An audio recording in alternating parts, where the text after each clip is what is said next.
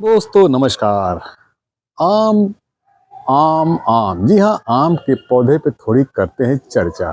जो पौधा आप देख रहे हैं, ये पौधा है स्वर्ण रेखा का और इसमें आने लगा है मंजर। जी हाँ, हर पौधे की प्रकृति अलग है। किसी आम के पौधे में पहले मंजर आता है, किसी में बाद में। इसमें हमारा कोई बहुत ज़्यादा रोल नहीं है। हाँ, पौधे अगर हमने अपने गमले में लगाए हैं, अपने खेत में लगाए हैं, तो उसको खुराक देने का काम हमारा है। लेकिन मंजर कब आएगा, इसका निर्णय पौधे अपने आप करते हैं। जब उनकी उम्र होती है, जब उनमें मैच्योरिटी होती है, जब उन पे खुराक होती है और पौधा होता है निरोगी। जिस पौधे को आप देख रहे हैं, इसका नाम है स्वर्ण रेखा और इसको उत्तर भारत में नाजुक बदन के नाम से जाना जाता है। ये आम की बहुत ही प्रारंभिक किस्म है और इस आम के पौधे को गमले में भी उगाया जा सकता है। देख रहे हैं, ये बहुत बढ़िया तरह से मंजर मंजर या मोजर या बौर, उत्तर भारत में इसको बौर आना बोलते हैं कि आम में बौर आ गया, लेकिन इसको मोजर भी बोलते हैं और मंजर भी बोलते हैं। तो जिससे भी आप समझें, अगर आम में फूल आया हुआ है तो एक प्राकृतिक क्रिया है और एक अभूतपूर्व उस गार्डनर के लिए घटना है जिसके यहाँ आशा है कि फल लगेंगे। हमारे पास कई पौधे हैं, तो ये है स्वर्ण रेखा का। इसकी पतली पत्तियां आपको अनायास ही खींचती रहती हैं। बहुत ही खूबसूरत पौधा है और आप देख रहे हैं कितना बड़ा है। इस गमले में लगा हुआ है, ये आसानी से। हमने इस पे बोडो पेस्ट अभी लगाया था, थोड़ा सा अभी और लगाना है। और साथ में ये देखिए, साथ में ये जो आपका पौधा देख रहे हैं, ये है ऑल टाइम। इसमें मंजर या मोजर पहले आ चुका है, तो अब इसकी बारी है।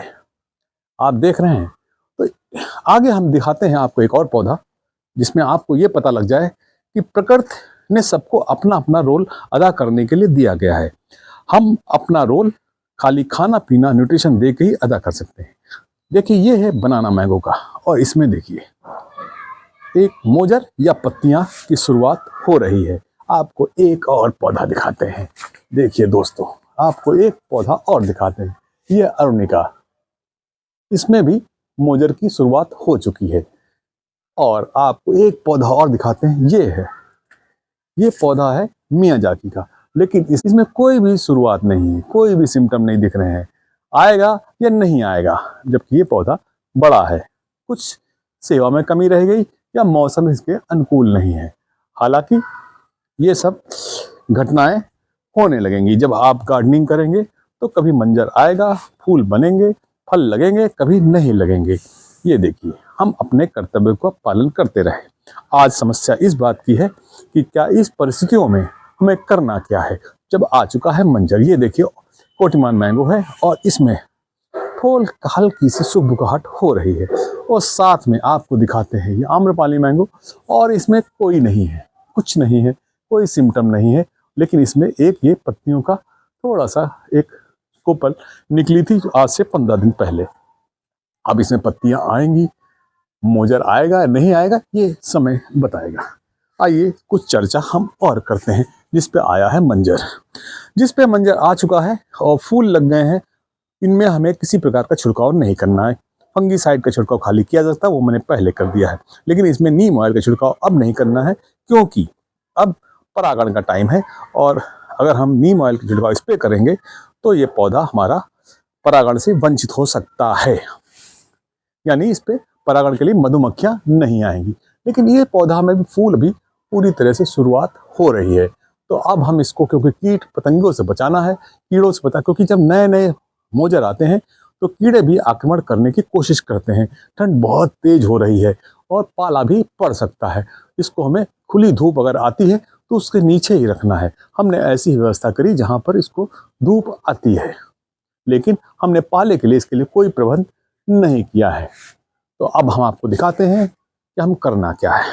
तो क्या ऐसे पौधों में नीम ऑयल का छिड़काव करना चाहिए? बिल्कुल करना चाहिए। हमने इसके लिए, ये देखिए, ये हमारा नीम ऑयल, ऑर्गेनिक नीम ऑयल है, स्टेन कंपनी का। इसको हम अपने एक स्प्रे की बोतल में 5 ml डालेंगे। ये हमने 5 ml लिया है और इसमें हमने सोप पहले ही मिला रखा है। ये देखिए, ये हमने 5 ml इसमें नीम ऑयल डाल दिया। देख रहे हैं कितना बढ़िया है, जाड़े की वजह से बहुत ही बढ़िया तरीके से ये। इससे पहले कि हम इसमें नीम ऑयल का छिड़काव करें, आपको दिखाते हैं एक छोटी सी और काम। ये देखिए, ये इसमें गमोसिस की प्रक्रिया शुरू हो सकती है। हमने इसमें पहले कॉपर ऑक्सीक्लोराइड का लेप लगाया था और छिड़काव भी किया। ये एक प्रकार का केमिकल फंगिसाइड है और छिड़काव भी किया था। अभी इसमें थोड़ा सा डेंट अभी बाकी है, आपको दिख रहा होगा। आज हम इसमें थोड़ा सा बोडो पेस्ट लगाएंगे। बोडो पेस्ट नीला थोथा और चूने को मिलाकर बनाया जाता है। हम इसको ब्रश से कराएंगे। नीला थोथा, ये देख रहे हैं, ये है नीला थोथा। इसको बोलते हैं, इसको कॉपर सल्फेट भी बोलते हैं। ये नीला थोथा के नाम से पंसारी दुकान में मिलता है। तो इसकी बराबर की मात्रा का 100 ग्राम इसको पानी में डालेंगे और दूसरे पानी में 1 लीटर में 100 ग्राम ये चूना डालेंगे। बुझा हुआ नहीं होना चाहिए, यानी कि बिना बुझा हुआ। और उसको दोनों को अलग अलग घोलने के बाद फिर उसका पेस्ट बनाएंगे। उस पेस्ट को अगर हम लगाएंगे तो हम पाएंगे कि हमारा जो ये हमने पेस्ट बनाया हुआ है, अगर हम उस पेस्ट का उसको अप्लाई करेंगे तो फिर जो ये समस्या है गमोसिस की, उससे हम छुटकारा पा सकते हैं। चलिए हम अब कोशिश करते हैं इस बोडो पेस्ट को लगाने के लिए। तो ये हमने, ये जैसे ये है, ये हमने इस पर लगाया हुआ है और खासकर हम इस डेंट पे लगाएंगे। यहाँ पर इसमें डेंट था। तो ये एक बहुत ज़रूरी काम है जिसको हमें करना होता है।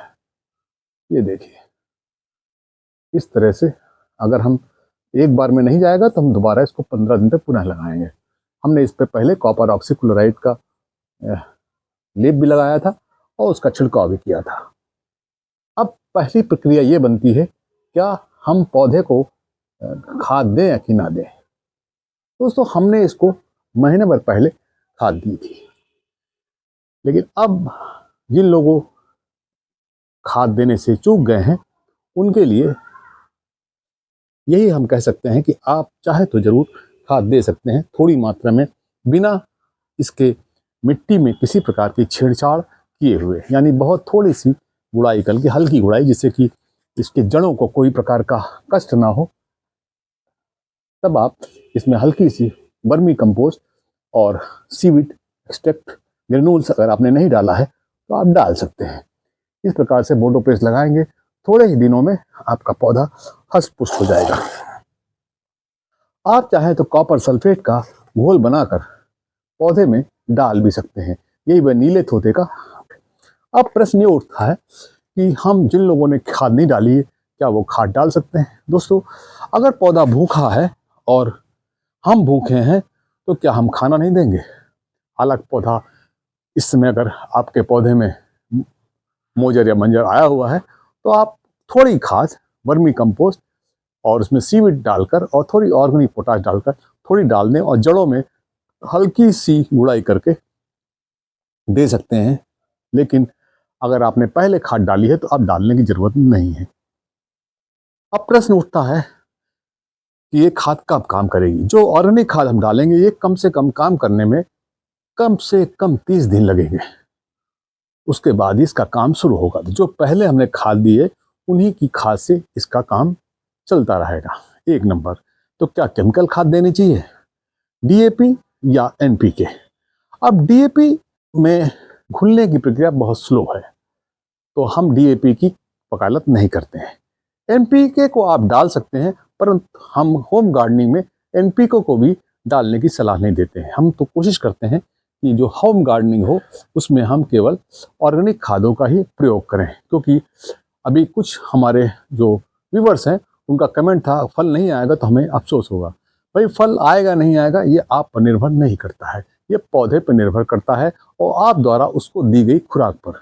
अगर आपने समय पर पौधे को खुराक दी है और उस पौधे को निरोगी रखा है, यानी रोग आया है तो आपने उसकी दवा करी है, तो आप पाएंगे कि आपके पौधे में अच्छी बढ़त होगी, फूल भी आएंगे, फल भी आते।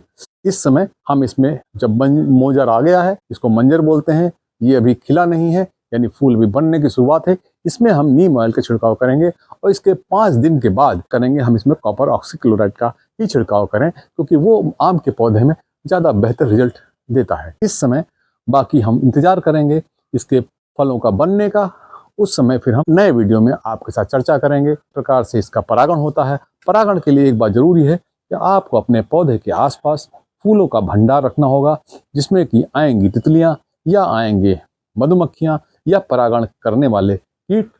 वो जरूर ही आपके पौधे में के पास अगर फूल होंगे तो इन फूलों से भी परागण करेंगे और हमारे पौधे में फूल से फल की बनने की प्रक्रिया की शुरुआत हो जाएगी।